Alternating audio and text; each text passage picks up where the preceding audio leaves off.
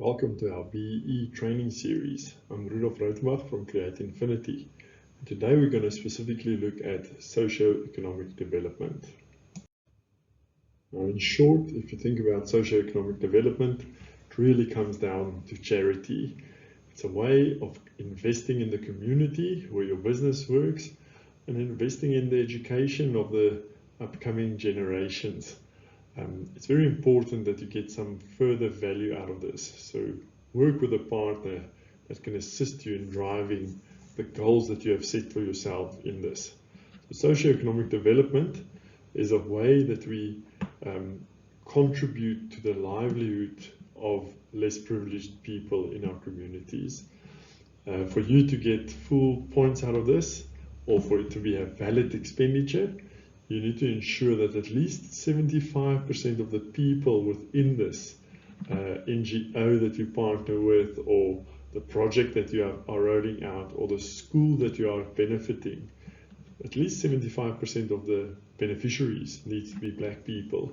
So it means that it's the only place in the BEE scorecard where there's a little bit of spend that could go to white people as well, but the majority of the spend must still be towards Black people. So in terms of the scorecard itself, you get 5 points if you spend 1% of your net profit after tax on socioeconomic development.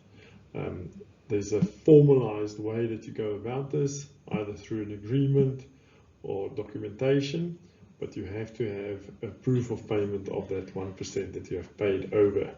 You can implement it on your own. You can even create your own NGO or NPO to drive this through. Doesn't have to be an outside party, but it is something that I believe should be close to your heart and that you can drive actively on a longer term basis and not just a once-off spend. Also, one thing that I notice people doing is that they look at projects as a quick fix on SED, but then they start burning out if they create their own NPO. And it's not something that they're really passionate about.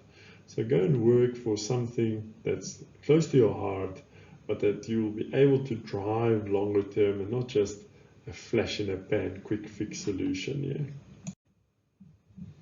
So to be a bit more practical, this SED spend is almost like an additional tax. It's almost as if you pay, but you're not going to get anything in return for it.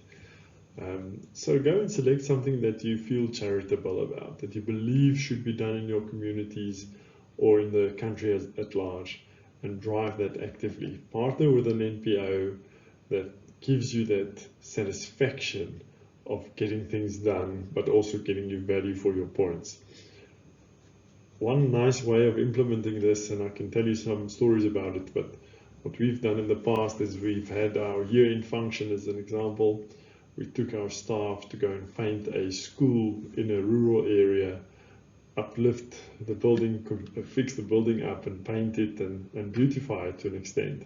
And then afterwards we had a bit of a braai and some good fellowship amongst ourselves. But it's a nice team building exercise, but you're also benefiting the community, the beneficiaries of that school, the kids, the pupils were Black kids, and thus you'll also get your BEE spend in that.